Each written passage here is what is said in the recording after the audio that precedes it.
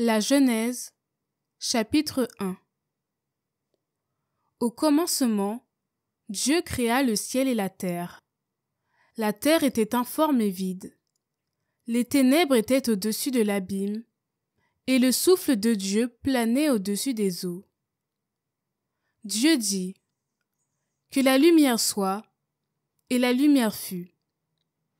Dieu vit que la lumière était bonne, et Dieu sépara la lumière des ténèbres.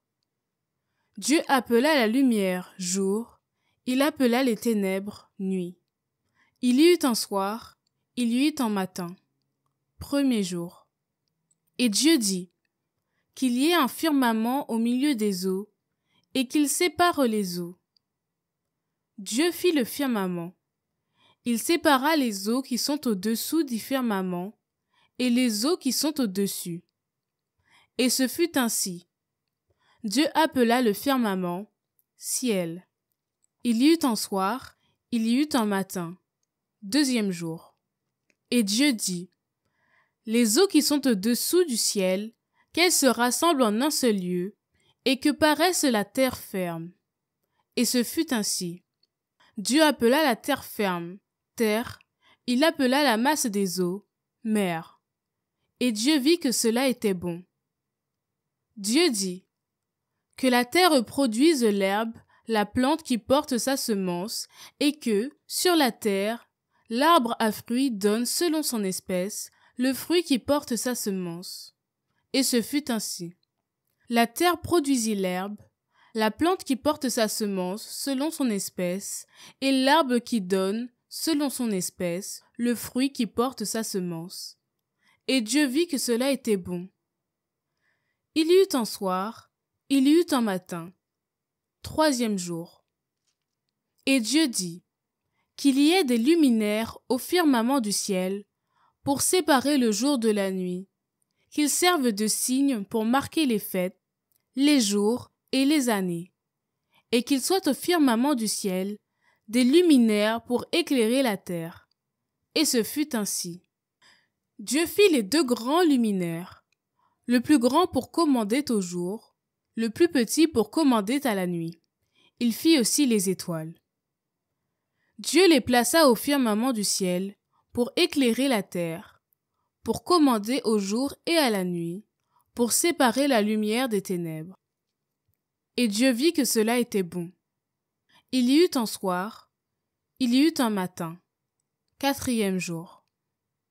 Et Dieu dit : que les eaux foisonnent d'une profusion d'êtres vivants, et que les oiseaux volent au-dessus de la terre, sous le firmament du ciel. Dieu créa selon leur espèce les grands monstres marins, tous les êtres vivants qui vont et viennent, et foisonnent dans les eaux, et aussi, selon leur espèce, tous les oiseaux qui volent. Et Dieu vit que cela était bon.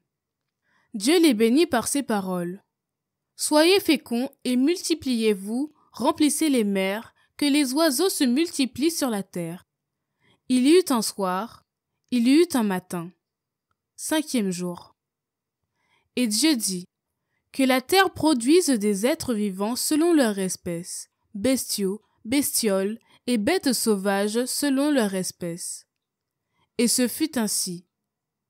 Dieu fit les bêtes sauvages selon leur espèce, les bestiaux selon leur espèce, et toutes les bestioles de la terre selon leur espèce. Et Dieu vit que cela était bon. Dieu dit : faisons l'homme à notre image, selon notre ressemblance. Qu'il soit le maître des poissons de la mer, des oiseaux du ciel, des bestiaux, de toutes les bêtes sauvages et de toutes les bestioles qui vont et viennent sur la terre. Dieu créa l'homme à son image. À l'image de Dieu, il le créa. Il les créa, hommes et femmes. Dieu les bénit et leur dit : soyez féconds et multipliez-vous. Remplissez la terre et soumettez-la. Soyez les maîtres des poissons de la mer, des oiseaux du ciel et de tous les animaux qui vont et viennent sur la terre. Dieu dit encore : je vous donne toute plante qui porte sa semence sur toute la surface de la terre, et tout arbre dont le fruit porte sa semence. Telle sera votre nourriture. À tous les animaux de la terre, à tous les oiseaux du ciel, à tout ce qui va et vient sur la terre et qui a souffle de vie, je donne comme nourriture toute herbe verte. Et ce fut ainsi. Et Dieu vit tout ce qu'il avait fait. Et voici, cela était très bon. Il y eut un soir, il y eut un matin. 6e jour. Chapitre 2. Ainsi furent achevés le ciel et la terre, et tout leur déploiement. Le 7e jour, Dieu avait achevé l'œuvre qu'il avait faite. Il se reposa le 7e jour, de toute l'œuvre qu'il avait faite. Et Dieu bénit le 7e jour. Il le sanctifia, puisque ce jour-là, il se reposa de toute l'œuvre de la création qu'il avait faite. Telle fut l'origine du ciel et de la terre lorsqu'ils furent créés. Lorsque le Seigneur Dieu fit la terre et le ciel, aucun buisson n'était encore sur la terre. Aucune gerbe n'avait poussé, parce que le Seigneur Dieu n'avait pas encore fait pleuvoir sur la terre, et il n'y avait pas d'homme pour travailler le sol. Mais une source montait de la terre et irriguait toute la surface du sol. Alors le Seigneur Dieu modela l'homme avec la poussière tirée du sol. Il insuffla dans ses narines le souffle de vie, et l'homme devint un être vivant. Le Seigneur Dieu planta un jardin en Éden, à l'Orient, et y plaça l'homme qu'il avait modelé. Le Seigneur Dieu fit pousser du sol toutes sortes d'arbres à l'aspect désirable et aux fruits savoureux. Il y avait aussi l'arbre de vie au milieu du jardin, et l'arbre de la connaissance du bien et du mal. Un fleuve sortait d'Éden pour irriguer le jardin. Puis il se divisait en 4 bras. Le premier s'appelait le Pishon.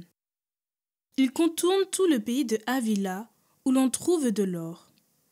Et l'or de ce pays est bon, ainsi que de l'ambre jaune et de la cornaline. Le deuxième fleuve s'appelle le Gihon. Il contourne tout le pays de Couche. Et le troisième fleuve s'appelle le Tigre. Il coule à l'est d'Assour. Le 4e fleuve est l'Euphrate. Le Seigneur Dieu prit l'homme et le conduisit dans le jardin d'Éden pour qu'il le travaille et le garde. Le Seigneur Dieu donna à l'homme cet ordre. Tu peux manger les fruits de tous les arbres du jardin, mais l'arbre de la connaissance du bien et du mal, tu n'en mangeras pas, car le jour où tu en mangeras, tu mourras. Le Seigneur Dieu dit, il n'est pas bon que l'homme soit seul. Je vais lui faire une aide qui lui correspondra. Avec de la terre, le Seigneur Dieu modela toutes les bêtes des champs et tous les oiseaux du ciel, et il les amena vers l'homme pour voir quel nom il leur donnerait. C'étaient des êtres vivants, et l'homme donna un nom à chacun. L'homme donna donc leur nom à tous les animaux, aux oiseaux du ciel et à toutes les bêtes des champs. Mais il ne trouva aucune aide qui lui corresponde.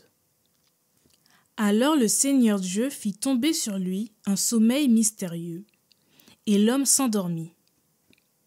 Le Seigneur Dieu prit une de ses côtes, puis il referma la chair à sa place. Avec la côte qu'il avait prise à l'homme, il façonna une femme, et il l'appela vers l'homme. L'homme dit alors, « Cette fois-ci, voilà l'os de mes os et la chair de ma chair. On l'appellera femme, Isha, elle qui fut tirée de l'homme, Ish. À cause de cela, l'homme quittera son père et sa mère, il s'attachera à sa femme, et tous deux ne feront plus qu'un. » Tous les deux, l'homme et la femme étaient nus, et ils n'en éprouvaient aucune honte l'un devant l'autre. Chapitre 3. Le serpent était le plus rusé de tous les animaux des champs que le Seigneur Dieu avait fait.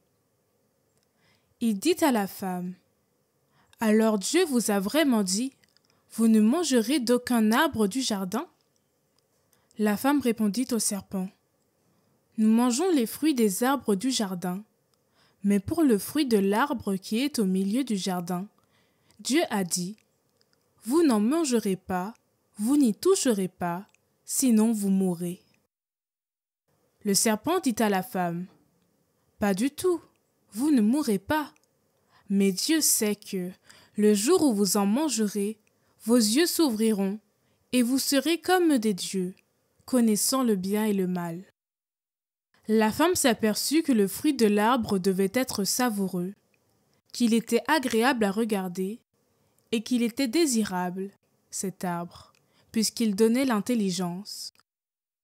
Elle prit de son fruit et en mangea. Elle en donna aussi à son mari, et il en mangea. Alors leurs yeux à tous deux s'ouvrirent, et ils se rendirent compte qu'ils étaient nus. Ils attachèrent les unes aux autres des feuilles de figuier, et ils s'en firent des pagnes. Ils entendirent la voix du Seigneur Dieu qui se promenait dans le jardin à la brise du jour. L'homme et sa femme allèrent se cacher au regard du Seigneur parmi les arbres du jardin. Le Seigneur Dieu appela l'homme et lui dit, « Où es-tu donc ?» Il répondit, « J'ai entendu ta voix dans le jardin. J'ai pris peur parce que je suis nu, et je me suis caché. » Le Seigneur reprit, « Qui donc t'a dit que tu étais nu? Aurais-tu mangé de l'arbre dont je t'avais interdit de manger? » L'homme répondit, « La femme que tu m'as donnée, c'est elle qui m'a donné du fruit de l'arbre, et j'en ai mangé. » Le Seigneur Dieu dit à la femme, « Qu'as-tu fait là? » La femme répondit, « Le serpent m'a trompée, et j'ai mangé. » Alors le Seigneur Dieu dit au serpent, « Parce que tu as fait cela, tu seras maudit parmi tous les animaux et toutes les bêtes des champs. Tu ramperas sur le ventre, et tu mangeras de la poussière tous les jours de ta vie. Je mettrai une hostilité entre toi et la femme, entre ta descendance et sa descendance. Celle-ci te meurtrira la tête, et toi, tu lui meurtriras le talon. » Le Seigneur Dieu dit ensuite à la femme, « Je multiplierai la peine de tes grossesses. C'est dans la peine que tu enfanteras tes fils.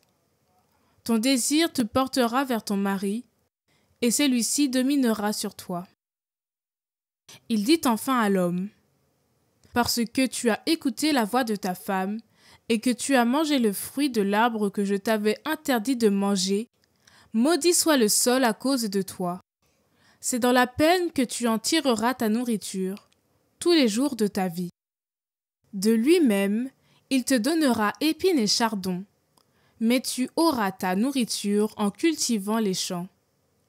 C'est à la sueur de ton visage que tu gagneras ton pain, jusqu'à ce que tu retournes à la terre dont tu proviens, car tu es poussière, et à la poussière tu retourneras. » L'homme appela sa femme Ève, c'est-à-dire la vivante, parce qu'elle fut la mère de tous les vivants. Le Seigneur Dieu fit à l'homme et à sa femme des tuniques de peau et les en revêtit. Puis le Seigneur Dieu déclara, « Voilà que l'homme est devenu comme l'un de nous par la connaissance du bien et du mal. Maintenant, ne permettons pas qu'il avance la main, qu'il cueille aussi le fruit de l'arbre de vie, qu'il en mange et vive éternellement. » Alors le Seigneur Dieu le renvoya du jardin d'Éden pour qu'il travaille la terre d'où il avait été tiré. Il expulsa l'homme et il posta à l'orient du jardin d'Éden les chérubins, armés d'un glaive fulgurant, pour garder l'accès de l'arbre de vie. Chapitre 4. L'homme s'unit à Ève, sa femme. Elle devint enceinte, et elle mit au monde Caïn. Elle dit alors, « J'ai acquis un homme avec l'aide du Seigneur. » Dans la suite, elle mit au monde Abel, frère de Caïn. Abel devint berger, et Caïn cultivait la terre. Au temps fixé, Caïn présenta des produits de la terre en offrande au Seigneur. De son côté, Abel présenta les premiers-nés de son troupeau en offrant les morceaux les meilleurs. Le Seigneur tourna son regard vers Abel et son offrande. Mais vers Caïn et son offrande, il ne le tourna pas. Caïn en fut très irrité et montra un visage abattu. Le Seigneur dit à Caïn: « Pourquoi es-tu irrité? Pourquoi ce visage abattu? Si tu agis bien, ne relèveras-tu pas ton visage? Mais si tu n'agis pas bien, le péché est accroupi à ta porte. Il est à l'affût, mais tu dois le dominer. » Caïn dit à son frère Abel: « Sortons dans les champs. » Et, quand ils furent dans la campagne, Caïn se jeta sur son frère Abel et le tua. Le Seigneur dit à Caïn: « Où est ton frère Abel? » Caïn répondit: « Je ne sais pas. Est-ce que je suis, moi, le gardien de mon frère? » Le Seigneur reprit: « Qu'as-tu fait? La voix du sang de ton frère crie de la terre vers moi. Maintenant donc, sois maudit et chassé loin de cette terre qui a ouvert la bouche pour boire le sang de ton frère, versé par ta main. Tu auras beau cultiver la terre, elle ne produira plus rien pour toi. Tu seras un errant, un vagabond sur la terre. » Alors Caïn dit au Seigneur: « Mon châtiment est trop lourd à porter. Voici qu'aujourd'hui tu m'as chassé de cette terre. Je dois me cacher loin de toi. Je serai un errant, un vagabond sur la terre, et le premier venu qui me trouvera me tuera. » Le Seigneur lui répondit: « Si quelqu'un tue Caïn, Caïn sera vengé 7 fois. » Et le Seigneur mit un signe sur Caïn pour le préserver d'être tué par le premier venu qui le trouverait. Caïn s'éloigna de la face du nord et s'en vint habiter au pays de Nod, à l'est d'Éden. Il s'unit à sa femme, elle devint enceinte et mit au monde Hénoc. Il construisit une ville et l'appela du nom de son fils, Hénoc. À Hénoc naquit Irad. Irad engendra Mehujaël. Mehujaël engendra Methushaël, et Methushaël engendra Lamech. Lamech prit 2 femmes. L'une s'appelait Ada, et l'autre Sia. Ada mit au monde Yabal. Celui-ci fut le père de ceux qui habitent sous la tente et parmi les troupeaux. Son frère s'appelait Yobal. Il fut le gardien de tous ceux qui jouent de la cithare et de la flûte. Sia, quant à elle, mit au monde Tubal-Caïn, qui aiguisait les socs de bronze et de fer. La sœur de Tubal-Caïn était Naama. Lamech dit à ses femmes: « Ada et Sia, entendez ma voix. Épouse de Lamech, écoutez ma parole. Pour une blessure, j'ai tué un homme, pour une meurtrissure, un enfant. Caïn sera vengé 7 fois, et Lamech 77 fois. » Adam s'unit encore à sa femme, et elle mit au monde un fils. Elle lui donna le nom de Seth, ce qui veut dire « accordé », car elle dit: « Dieu m'a accordé une nouvelle descendance à la place d'Abel, tué par Caïn. » Seth lui aussi eut un fils. Il l'appela du nom d'Énoch. Alors on commença à invoquer le nom du Seigneur. Chapitre 5.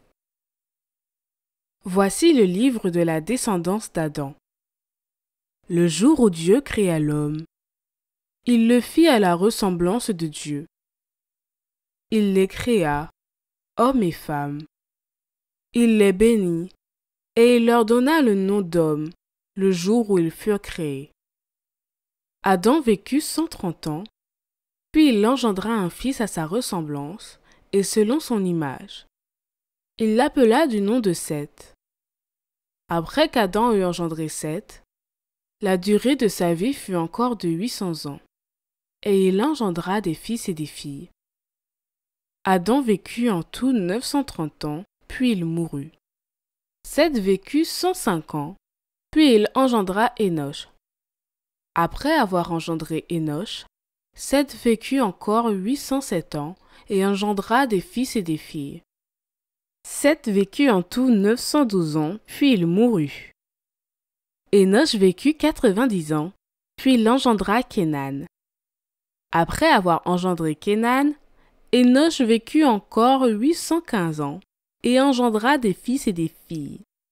Énoch vécut en tout 905 ans, puis il mourut. Kénan vécut 70 ans, puis il engendra Mahalalel. Après avoir engendré Mahalalel, Kénan vécut encore 840 ans et engendra des fils et des filles. Kénan vécut en tout 910 ans, puis il mourut. Mahalalel vécut 65 ans, puis il engendra Yéred. Après avoir engendré Yéred, Mahalalel vécut encore 830 ans et engendra des fils et des filles. Mahalalel vécut en tout 895 ans, puis il mourut. Yéred vécut 162 ans, puis il engendra Enoch. Après avoir engendré Enoch, Yéred vécut encore 800 ans et engendra des fils et des filles. Yéred vécut en tout 962 ans, puis il mourut. Enoch vécut 65 ans, puis il engendra Mathusalem. Après avoir engendré Mathusalem, Enoch marcha encore avec Dieu pendant 300 ans et engendra des fils et des filles. Enoch vécut en tout 365 ans. Il avait marché avec Dieu, puis il disparut, car Dieu l'avait enlevé. Mathusalem vécut 187 ans, puis il engendra Lamech. Après avoir engendré Lamech, Mathusalem vécut encore 782 ans et engendra des fils et des filles. Mathusalem vécut en tout 969 ans, puis il mourut. Lamech vécut 182 ans, puis il engendra un fils. Il l'appela du nom de Noé, en disant : Celui-ci nous soulagera de nos labeurs et de la peine qu'impose à nos mains un sol maudit par le Seigneur. Après avoir engendré Noé, Lamech vécut encore 595 ans et engendra des fils et des filles. Lamech vécut en tout 777 ans, puis il mourut. Noé était âgé de 105 ans quand il engendra Sem, Cham et Japheth. Chapitre 6. Quand les hommes commencèrent à se multiplier sur la terre et qu'ils eurent des filles, les fils des dieux s'aperçurent que les filles des hommes étaient belles. Ils prirent pour eux des femmes parmi toutes celles qu'ils avaient distinguées. Alors le Seigneur dit : Mon souffle n'habitera pas indéfiniment dans l'homme. Celui-ci s'égare, il n'est qu'un être de chair, sa vie ne durera que 120 ans. En ces jours-là, et même plus tard, il y avait des géants sur la terre. Les fils des dieux s'approchaient des filles des hommes, et elles en avaient des enfants. Ce sont les héros du temps jadis, les hommes de renom. Le Seigneur vit que la méchanceté de l'homme était grande sur la terre, et que toutes les pensées de son cœur se portaient uniquement vers le mal à longueur de journée. Le Seigneur se repentit d'avoir fait l'homme sur la terre. Il s'irrita en son nom et il dit : Je vais effacer de la surface du sol les hommes que j'ai créés, et non seulement les hommes, mais aussi les bestiaux, les bestioles et les oiseaux du ciel, car je me repens de les avoir faits. Mais Noé trouva grâce aux yeux du Seigneur. Voici l'histoire de Noé.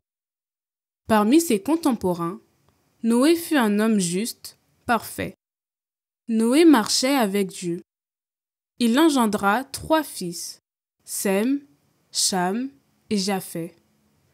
Mais la terre s'était corrompue devant la face de Dieu. La terre était remplie de violence. Dieu regarda la terre, et voici qu'elle était corrompue. Car, sur la terre, tout être de chair avait une conduite corrompue. Dieu dit à Noé : Je l'ai décidé, C'est la fin de tout être de chair. À cause des hommes, la terre est remplie de violence. Eh bien, je vais les détruire, et la terre avec eux. Fais-toi une arche en bois de cyprès. Tu la diviseras en cellules, et tu l'enduiras de bitume à l'intérieur et à l'extérieur. Tu la feras ainsi: 300 coudées de long, 50 de large et 30 de haut. Tu feras à l'arche un toit à pigeons que tu fixeras une coudée au-dessus d'elle. Tu mettras l'entrée de l'arche sur le côté, puis tu lui feras un étage inférieur, un deuxième étage et un troisième. Et voici que moi, je fais venir le déluge. Les eaux recouvriront la terre. Ainsi je détruirai, sous les cieux, tout être de chair animé d'un souffle de vie. Tout ce que je vis sur la terre expirera. Mais, avec toi, j'établirai mon alliance. Toi, tu entreras dans l'arche, et avec toi, tes fils, ta femme et les femmes de tes fils. Tout ce qui vit, tout ce qui est de chair, tu feras entrer dans l'arche, un mâle et une femelle, pour qu'ils restent en vie avec toi. De chaque espèce d'oiseau, de chaque espèce d'animaux domestiques, de chaque espèce de reptile du sol, un couple t'accompagnera pour rester en vie. Et toi, procure-toi de quoi manger. Fais-en provision. Ce sera ta nourriture et la leur. Noé fit ainsi. Tout ce que Dieu lui avait ordonné, il le fit. Chapitre 7. Le Seigneur dit à Noé: Entre dans l'arche, toi et toute ta famille. Car j'ai vu qu'au sein de cette génération, devant moi, tu es juste. De tous les animaux purs, tu prendras 7 mâles et 7 femelles. Des animaux qui ne sont pas purs, tu en prendras 2, un mâle et une femelle. Et de même, des oiseaux du ciel, 7 mâles et 7 femelles, pour que leur race continue à vivre sur la surface de la terre. Encore 7 jours, en effet, et je vais faire tomber la pluie sur la terre, pendant 40 jours et 40 nuits. J'effacerai de la surface du sol tous les êtres que j'ai faits. Noé fit tout ce que le Seigneur lui avait ordonné. Noé avait 600 ans quand eut lieu le déluge, c'est-à-dire les eaux sur la terre. Noé entra dans l'arche avec ses fils, sa femme et les femmes de ses fils, à cause des eaux du déluge. Des animaux purs et des animaux impurs, des oiseaux et de tout ce qui va et vient sur le sol, un couple, un mâle et une femelle, entra dans l'arche avec Noé, comme Dieu l'avait ordonné à Noé. 7 jours plus tard, les eaux du déluge étaient sur la terre. L'an 600 de la vie de Noé, le 2e mois, le 17e jour du mois, ce jour-là, les réservoirs du grand abîme se fendirent, les vannes des cieux s'ouvrirent. Et la pluie tomba sur la terre pendant 40 jours et 40 nuits. En ce jour même, Noé entra dans l'arche avec ses fils, Sem, Cham et Japheth, avec sa femme et les 3 femmes de ses fils. Et entrèrent aussi tous les animaux selon leur espèce, tous les bestiaux selon leur espèce, tous les reptiles qui rampent sur la terre selon leur espèce, et tous les oiseaux selon leur espèce, qui volent, tout ce qui a des ailes. Couple par couple, tous les êtres de chair animés d'un souffle de vie entrèrent dans l'arche avec Noé. Ceux qui entraient, c'était un mâle et une femelle, de tous les êtres de chair, comme Dieu l'avait ordonné à Noé. Alors le Seigneur ferma la porte sur Noé. Et ce fut le déluge sur la terre pendant 40 jours. Les eaux grossirent et soulevèrent l'arche qui s'éleva au-dessus de la terre. Les eaux montèrent et grossirent beaucoup sur la terre. Et l'arche flottait à la surface des eaux. Les eaux montèrent encore beaucoup, beaucoup sur la terre, sous tous les cieux, toutes les hautes montagnes qui furent recouvertes. Les eaux étaient montées de 15 coudées au-dessus des montagnes qu'elles recouvraient.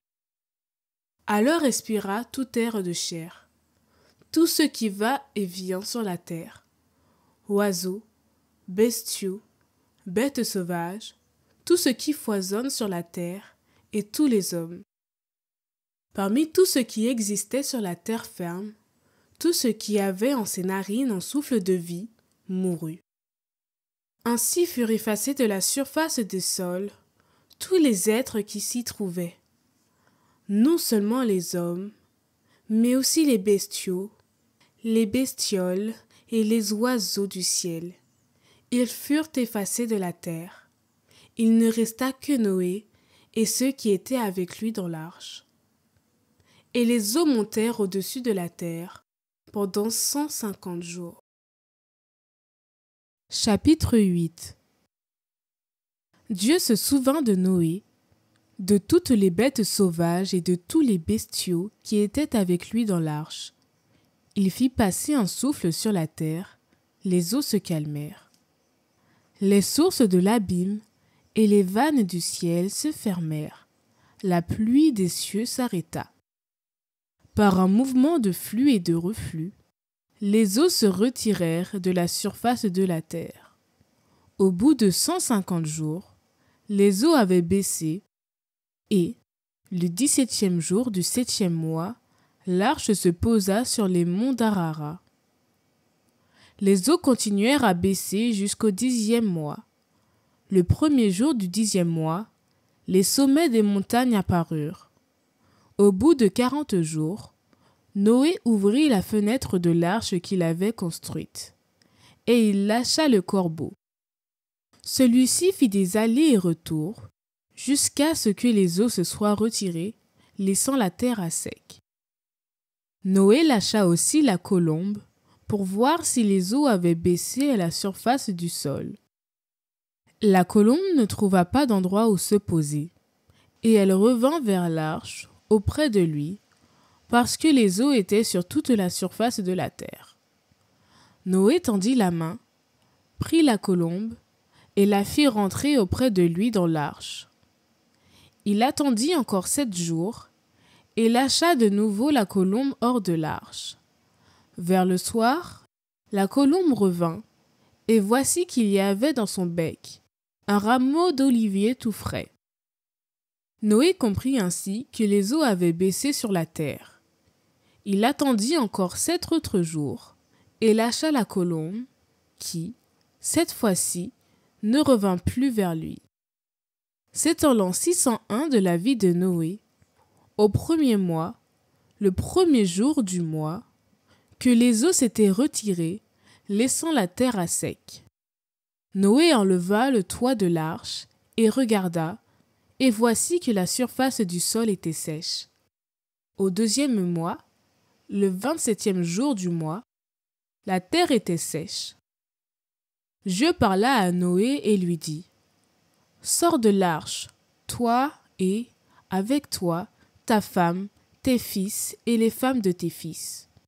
Tous les animaux qui sont avec toi, tous ces êtres de chair, oiseaux, bestiaux, reptiles, qui rampent sur la terre, fais-les sortir avec toi, qu'ils foisonnent sur la terre, qu'ils soient féconds et se multiplient sur la terre. » Noé sortit donc avec ses fils, sa femme et les femmes de ses fils. Tous les animaux, tous les reptiles, tous les oiseaux, tout ce qui va et vient sur la terre sortirent de l'arche par famille. Noé bâtit un autel au Seigneur. Il prit parmi tous les animaux purs et tous les oiseaux purs des victimes, qu'il offrit en holocauste sur l'autel. Le Seigneur respira l'agréable odeur, et il se dit en lui-même : Jamais plus je ne maudirai le sol à cause de l'homme. Le cœur de l'homme est enclin au mal dès sa jeunesse, mais jamais plus je ne frapperai tous les vivants comme je l'ai fait. Tant que la terre durera, semailles et moissons, froidure et chaleur, été et hiver, jour et nuit jamais ne cesseront. Chapitre 9. Dieu bénit Noé et ses fils. Il leur dit: Soyez féconds, multipliez-vous, remplissez la terre. Vous serez la crainte et la terreur de tous les animaux de la terre, de tous les oiseaux du ciel, de tout ce qui va et vient sur le sol, et de tous les poissons de la mer. Ils sont livrés entre vos mains. Tout ce qui va et vient, tout ce qui vit sera votre nourriture. Comme je vous ai donné l'herbe verte, je vous donne tout cela. Mais, avec la chair, vous ne mangerez pas le principe de vie, c'est-à-dire le sang. Quant au sang, votre principe de vie, j'en demanderai compte à tout animal, et j'en demanderai compte à tout homme.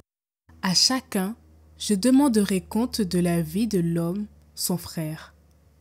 Si quelqu'un verse le sang de l'homme, par l'homme son sang sera versé, car Dieu a fait l'homme à son image.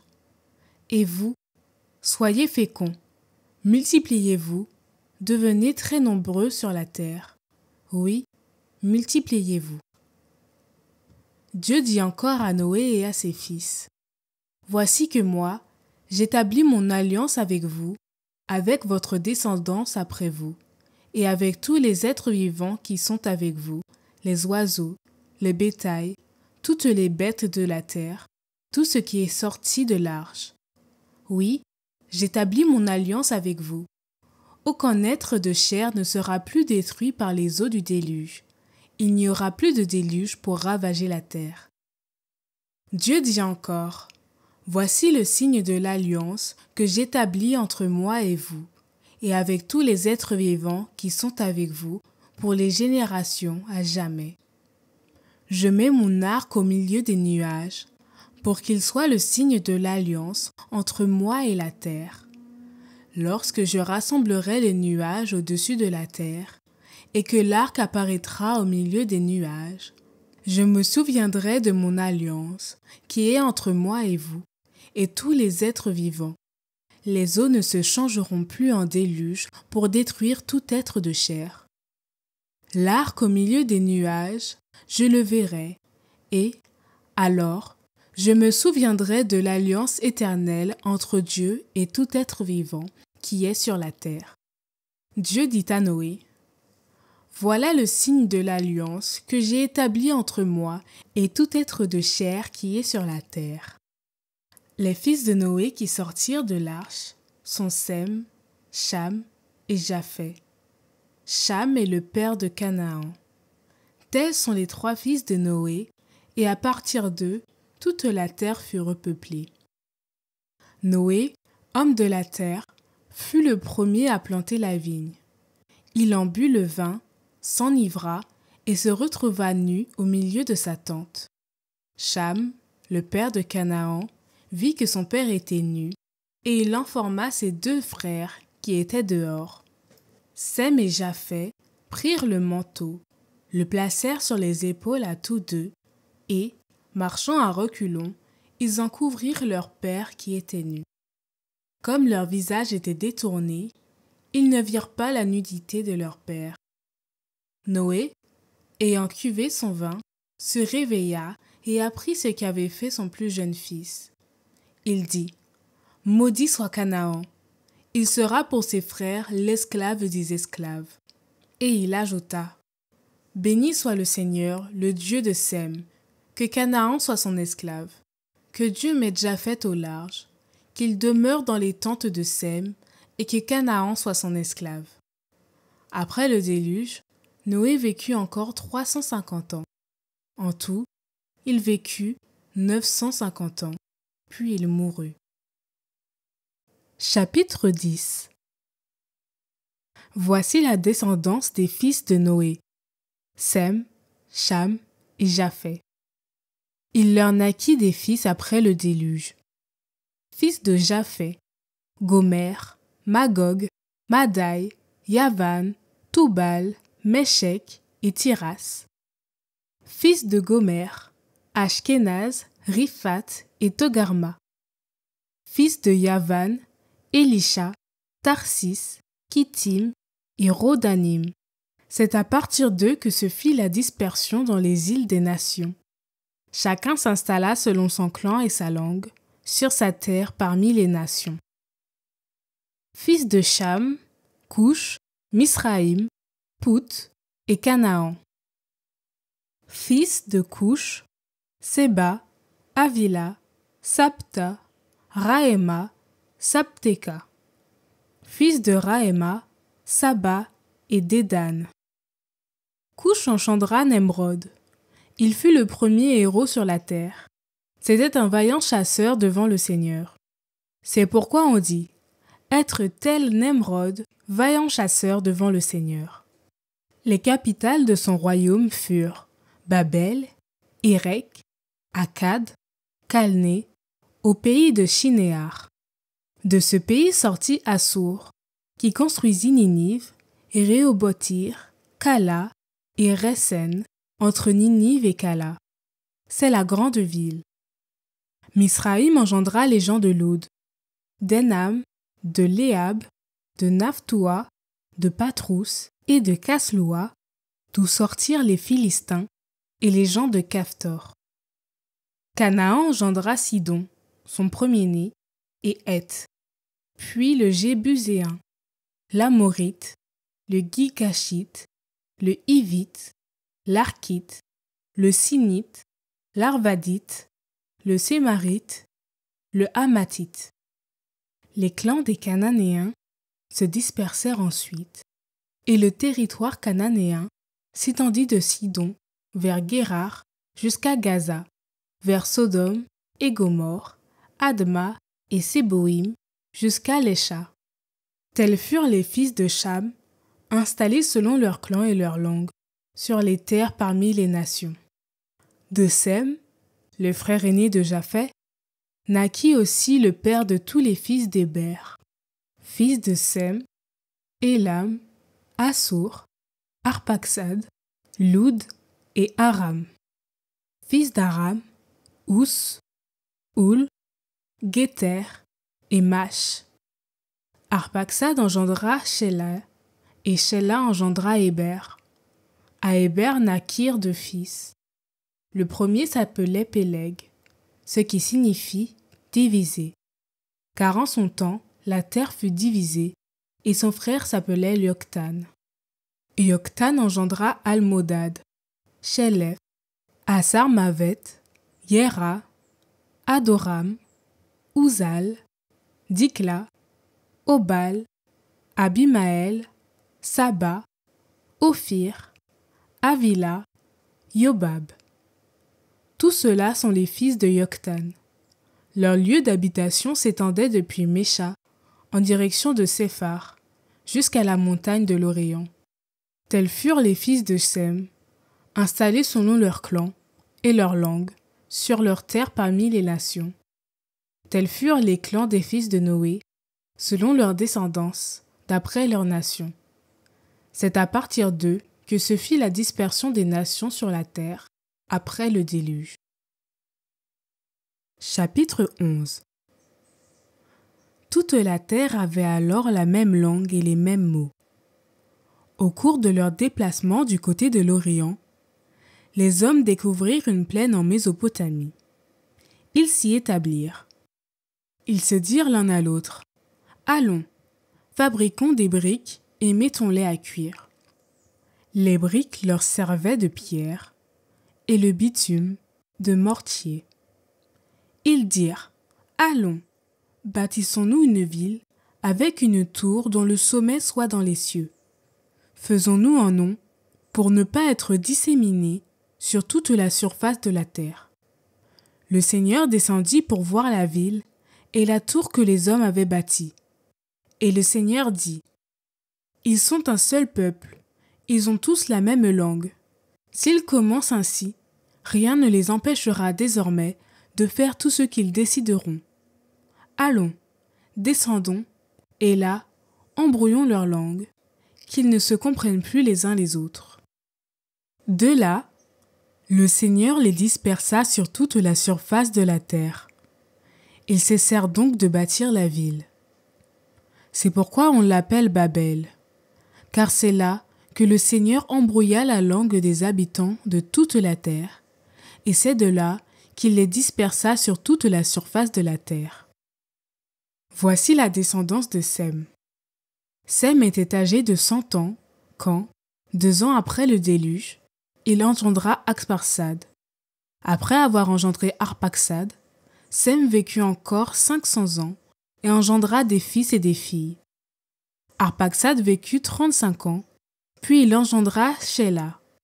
Après avoir engendré Shéla, Arphaxad vécut encore 403 ans et engendra des fils et des filles.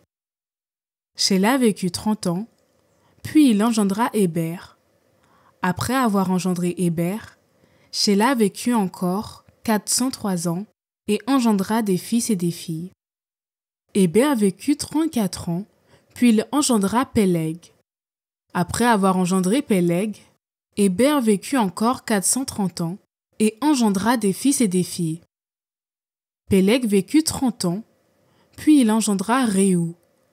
Après avoir engendré Réou, Péleg vécut encore 209 ans et engendra des fils et des filles. Réou vécut 32 ans, puis il engendra Séroug. Après avoir engendré Séroug, Réou vécut encore 207 ans et engendra des fils et des filles. Séroug vécut 30 ans, puis il engendra Nahor. Après avoir engendré Nahor, Séroug vécut encore 200 ans et engendra des fils et des filles. Nahor vécut 29 ans, puis il engendra Téra. Après avoir engendré Téra, Nahor vécut encore 119 ans et engendra des fils et des filles. Téra vécut 70 ans, puis il engendra Abram, Nahor et Haran. Voici la descendance de Téra. Téra engendra Abram, Nahor et Haran. Haran engendra Lot. Haran mourut avant son père Téra dans le pays de sa parenté, à Our des Chaldéens. Abram et Nahor prirent femme. L'épouse d'Abram s'appelait Sarai et celle de Nahor, Milca, fille de Haran, père de Milca et de Yisca. Sarai était stérile, elle n'avait pas d'enfant. Téra prit son fils, Abram, son petit-fils, Lot, fils de Haran, et sa bru, Sarai, femme de son fils Abram, qui sortait avec eux d'Our des Chaldéens, pour aller au pays de Canaan. Ils gagnèrent Haran, où ils s'établirent. Téra vécut 250 ans, puis il mourut à Haran.